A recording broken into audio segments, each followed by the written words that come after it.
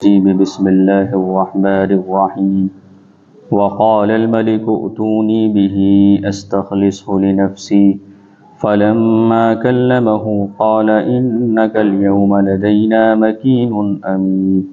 قال اجعلني على خزائن الأرض إني حفيظ عليم وكذلك مكنا ليوسف في الأرض يتبوأ منها حيث يشاء نصيب برحمتنا من نشاء ولا نضيع أجر المحسنين ولأجر الآخرة خير للذين آمنوا وكانوا يتقون صدق اللہ العظیم۔ اس سے پہلی آیتوں میں بادشاہ کا حضرت یوسف علیہ السلام کو بلوانا اور حضرت یوسف علیہ السلام کا یہ شرط لگانا کہ میرے معاملے کی تحقیق کی جائے، پھر معاملے کی تحقیق کا ہونا اور حضرت یوسف علیہ السلام کی بے گناہی کا ثبوت سب کے سامنے آ جانا، پھر حضرت یوسف علیہ السلام نے اس موقع پر جو بات بیان فرمائی اس کا ذکر پچھلی آیتوں میں کیا گیا تھا۔ ان تمام باتوں کے بعد پھر بادشاہ نے یہ کہا کہ یوسف علیہ السلام کو میرے پاس لے کر آؤ، استخلصہ لنفسی، میں انہیں اپنا معتمد بناؤں گا، اپنا مقرب بناؤں گا، اپنا معاون بناؤں گا۔ غور کرنے کا مقام یہ ہے کہ اس سے پہلے جب خواب کی تعبیر ساقی نے بادشاہ کے سامنے بیان کی تھی تو بادشاہ متاثر ہوا تھا اور اس نے یہ کہا تھا وقال الملک ائتونی بہ، انہیں میرے پاس لے کر آؤ، ایک عام سی بات تھی، لیکن یہاں پر انداز بالکل جدا ہے اور الگ ہے۔ ایسا اس لیے کیونکہ حضرت یوسف علیہ السلام کی پہلے تو صرف ذہانت اس کے سامنے آئی تھی، عقل مندی، حضرت یوسف علیہ السلام کا صاحب علم ہونا اس کے سامنے آیا تھا، لیکن جب بات آگے بڑھی تو حضرت یوسف علیہ السلام کو جب اس نے بلوایا ہے، اس موقع پر حضرت یوسف علیہ السلام کا جیل سے نکلنے سے انکار کر دینا، پھر یوسف علیہ السلام کی پاک دامنی اور آپ کی عفت، یہ تمام باتیں تھیں جن باتوں سے وہ اتنا متاثر ہوا کہ اس نے یہ سمجھ لیا کہ اگر کوئی ہے جو میرا معاون بن سکتا ہے تو وہ حضرت یوسف علیہ السلام ہے۔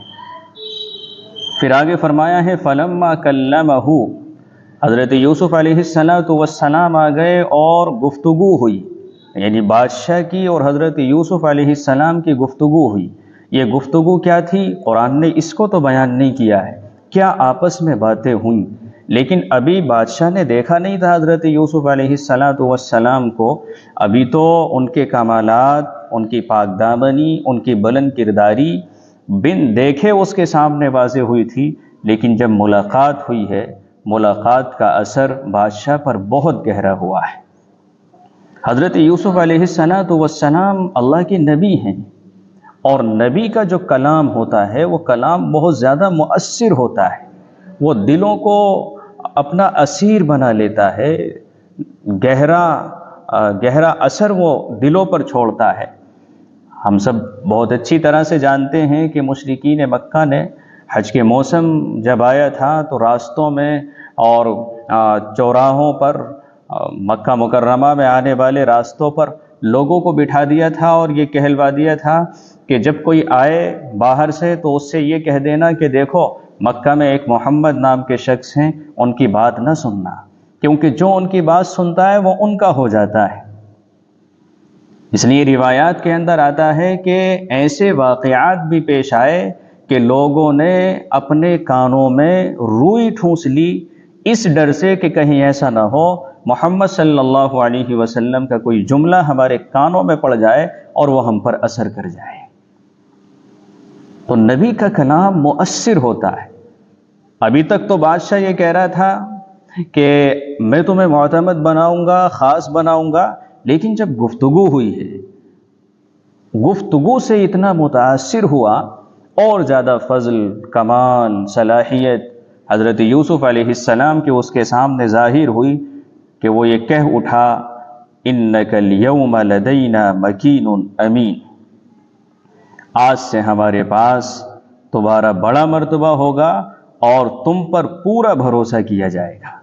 بلکہ بعض روایات سے تو یہ معلوم ہوتا ہے کہ اس نے یہ کہہ دیا تھا کہ بس اب تم ہی سنبھالو، اس حکومت کی ذمہ داری آپ ہی کو سونپی جاتی ہے۔ لیکن حضرت یوسف علیہ السلام نے یہ فرمایا اجعلنی علی خزائن الارض، مجھے تو زمین کے خزانے کی ذمہ داری سونپ دی تھی، بس ایک شعبے کی ذمہ داری میں لیتا ہوں، یعنی وسائل اور ذرائع کی آمدنی کی جو ذمہ داری ہے، مالیات کی جو ذمہ داری ہے، آپ مجھے سونپیں۔ اور یہ عہدہ بڑا حساس عہدہ ہوتا ہے، اور حکومت میں ایک اہم کردار اس کا ہوتا ہے۔ بلکہ جو وزیر خزانہ کہہ لیجئے یا اس سے آگے بڑھ کر جو مالیات کا ذمہ دار ہوتا ہے، گویا کہ حکومت تو اس کے ہاتھ میں ہے۔ اقتصادی،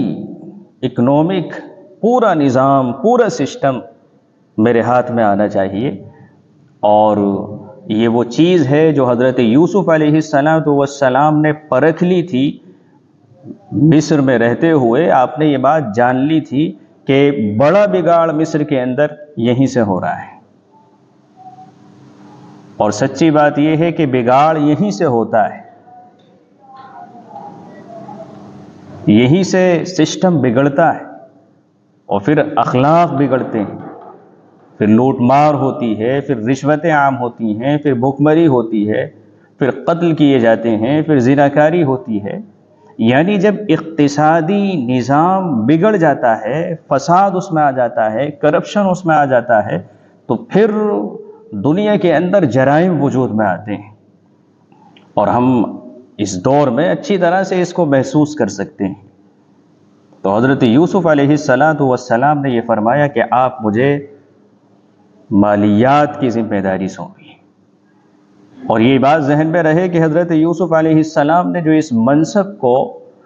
پانے کا مطالبہ کیا ہے، وہ دنیا کے لیے نہیں، شہرت کے لیے نہیں، عزت کے لیے نہیں، یہ کسی اور مقصد کے لیے نہیں، اپنی دنیا کو بنانے کے لیے نہیں، بلکہ مقصد صرف یہ ہے کہ اللہ کا پیغام بندوں تک پہنچے۔ دین کے لیے حضرت یوسف علیہ السلام نے کیا ہے، کیونکہ جب معیشت کا نظام حضرت یوسف علیہ السلام کے ذریعے درست ہوگا، لوگ حضرت یوسف علیہ السلام سے خوش ہوں گے، متاثر ہوں گے، پھر وہ آپ کی بات کو سنیں گے، آپ کی دعوت کو قبول کریں گے، آپ کی نبوت کا اقرار کریں گے، آپ کو مانیں گے۔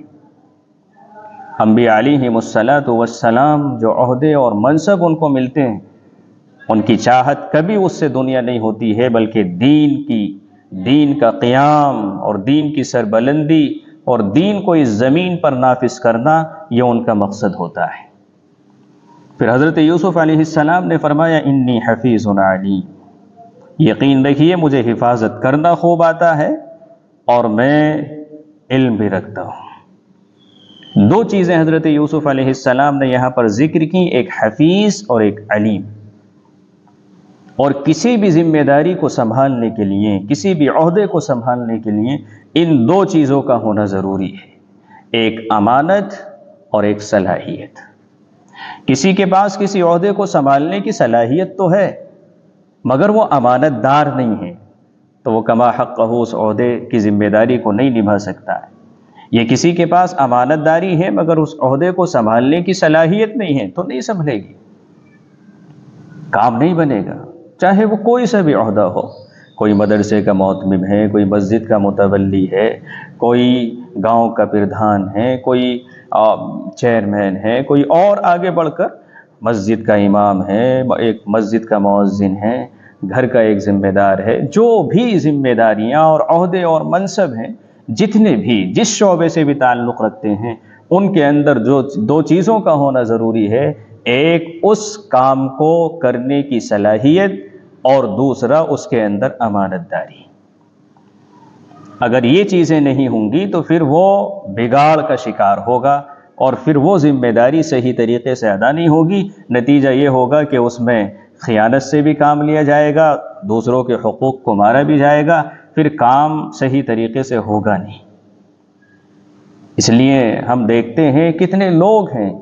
جو صلاحیت نہ ہونے کے باوجود عہدے پا لیتے ہیں اور وہ صحیح طریقے سے ان کو ادا نہیں کر پاتے، یا کرنے کی صلاحیت ہوتی ہے مگر خیانت ان کے اندر ہے، امانت داری نہیں ہے، تو بگاڑ ہوتا ہے. تو دو باتیں ذکر کی، حفیظ و علیم، اور ایک بڑا اصول ہم سب کے سامنے رکھ دیا کہ کسی بھی ذمہ داری کو سنبھالنے کے لیے دو چیزوں کا ہونا ضروری ہے، ایک اس کی صلاحیت اور ایک امانت داری. وَكَذَلِكَ مَكَّنَّا لِيُوسُفَ فِي الْأَرْضِ يَتَبَوَّأُ مِنْهَا حَيْثُ يَشَاءُ نُصِيبُ بِرَحْمَتِنَا مَن نَّشَاءُ. غور کیجئے، حضرت یوسف علیہ السلام اندھیرے کنویں میں، حضرت یوسف علیہ السلام غلاموں کے بازار میں، حضرت یوسف علیہ السلام کو وزیر اعظم نے خریدا ہے اور اپنے محل میں لے کر گیا ہے بحیثیت غلام کے. پھر اس کے بعد حضرت یوسف علیہ السلام جیل میں. یعنی تصور میں یہ بات نہیں آ سکتی تھی، ذہن وہاں تک نہیں جا سکتا تھا کہ حضرت یوسف علیہ السلام بھی مصر کے سب سے بڑی دنیا کی جو طاقت ہے اس مصر کے آپ بادشاہ بن سکتے ہیں. تصور سے باہر یہ بات تھی، ذہن اسے قبول نہیں کر سکتا تھا ظاہری حالات دیکھ کر، مگر ایسا ہوا. جو ہماری ظاہری نگاہیں دیکھتی ہیں وہ سب کچھ نہیں ہوتا ہے، بلکہ سب کچھ وہ ہوتا ہے جو اللہ کا پلان ہے، جو اللہ کا ایک نظام ہے. اور پھر غور کیجئے، قرآن مجید کی یہ آیت اس موقع پر، یہ سورت اس موقع پر سنائی جا رہی جس موقع پر مشرکین مکہ نے مکہ کے مسلمانوں کی زندگی کو دوبھر کر دیا ہے، زمین مکہ کی تنگ کر دی ہے. ایسا لگتا ہے کہ ہر دروازہ بند ہو گیا ہے. شدید مظالم کا شکار مکہ کے مسلمان ہیں، انہیں ستایا جا رہا ہے، ہر طرح سے انہیں پریشان کیا جا رہا ہے. ایسے موقع پر حضرت یوسف علیہ السلام کا واقعہ سنا کر ان کو بشارت دی جا رہی ہے کہ گھبراؤ مت، پریشان مت ہو، مستقبل تمہارا ہے. کچھ دنوں کی بات ہے، یہ اندھیرا بہت دیر کا نہیں ہے، بہت جلد سویرا ہونے والا ہے. حضرت یوسف علیہ السلام کے واقعے کو سنا کر مکہ کے لوگوں کو اور پھر قیامت تک کے مسلمانوں کو بشارت دی جاتی کہ دنیا میں جب خطرناک حالات آئیں، مصائب آئیں، ایسا لگے کہ مسلمان دبائے جا رہے ہیں، کچلے جا رہے ہیں، بالکل مسلمانوں کو پر ظلم کی انتہا کی جا رہی، مسلمان گھبرائے نہ،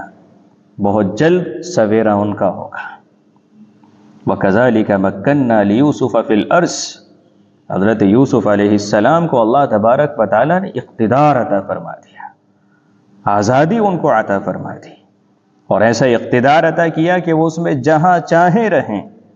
نصیب برحمتنا من نشاء، ہم اپنی رحمت جس کو چاہتے ہیں پہنچاتے ہیں. حکومت کو اللہ نے رحمت کہا.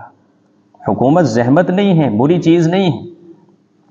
یہ بھی ہمارا ایک نظریہ بن گیا ہے کہ حکومت کے اندر عالموں کا کیا کام، نیک لوگوں کا کیا کام، صلحاء کا کیا کام. اگر کوئی آ جاتا ہے بیچارہ تو اسے طعن و تشنیع کا نشانہ بنایا جاتا ہے. یہ نظریہ غلط نظریہ ہے، یہ درست نظریہ نہیں ہے.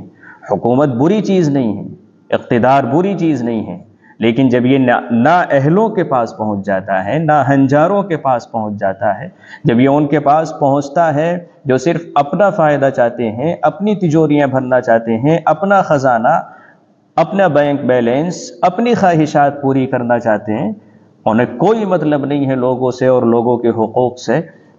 تو جب حکومت کرنے والے ایسے ہوتے ہیں تو پھر بگاڑ ہوتا ہے، پھر کرپشن ہوتا ہے، پھر فساد پھیلتا ہے. نصیب برحمتنا من نشاء ولا نضيع اجر المحسنین، اور ہم محسنین کے اجر کو ضائع نہیں کرتے ہیں. جو بھی نیکی کرنے والا ہے، نیکی کرنے والا کا اجر ضائع نہیں. اور یہاں ایمان والے کی اور غیر ایمان کی کوئی تفریق نہیں ہے. دنیا میں جو بھی نیکی کرے گا، جو بھی انسانیت کی خدمت کرے گا، بھلائی کے کام کرے گا، مظلوموں کی مدد کرے گا، جو پریشان حال لوگوں کا ساتھ دے گا، ان کا معاون بنے گا، کسی بھی طرح سے لوگ مصیبت میں گھرے ہوئے ہیں ان کے کام آئے گا، تو چاہے وہ مسلمان نہ ہو، وہ غیر مسلم ہو، دنیا میں اللہ اس کو بھی نوازے گا. انسانیت کی خدمت کا نتیجہ اس دنیا میں اس کو ملے گا۔ ہم مسلمانوں کا آج معاملہ یہ ہے کہ ہم انسانیت کی خدمت سے بہت دور ہیں، خدمت خلق کے جذبہ ہمارے اندر بہت کم ہوں۔ حالانکہ اللہ نے جو مال عطا فرمایا، جو صلاحیتیں عطا فرمائیں، جیسے ہم اپنی ذات پر ان کا استعمال کرتے ہیں، ہمیں انسانیت کی خدمت کے لیے اور انسانیت کو نفع پہنچانے کے لیے ان کا استعمال کرنا چاہیے۔ پھر آپ دنیا میں دیکھیں کیسے ترقی کریں گے، کیسے دنیا میں آپ آگے بڑھیں گے۔ جب آپ اپنے مال کو انسانیت کی خدمت کے لیے خرچ کریں گے، آپ کو ترقی ملے گی، آپ پیچھے نہیں جائیں گے، آپ آگے بڑھیں گے۔ تو دنیا میں تو جو بھی کام انسانیت کی خدمت کا کرے گا اسے دنیا میں بدلہ دیا جائے گا، یہاں دنیا ہی کا بدلہ مراد ہے۔ لیکن آخرت کے اندر دنیا میں کیے جانے والے اعمال کی پر جو انعامات ہیں اس کے لیے ایمان کا ہونا ضروری ہے، پھر تقوی کا ہونا ضروری ہے۔ آخرت میں ایمان کے بغیر کوئی عمل صالح نہیں ہے، کوئی عمل قابل قبول نہیں ہے۔ وَلَأَجْرُ الْآخِرَةِ خَيْرٌ لِّلَّذِينَ آمَنُوا وَكَانُوا يَتَّقُونَ، اور آخرت کا جو اجر ہے وہ ان لوگوں کے لیے کہیں زیادہ بہتر ہے جو ایمان لاتے اور تقوی پر کار بند رہتے ہیں۔ اللہ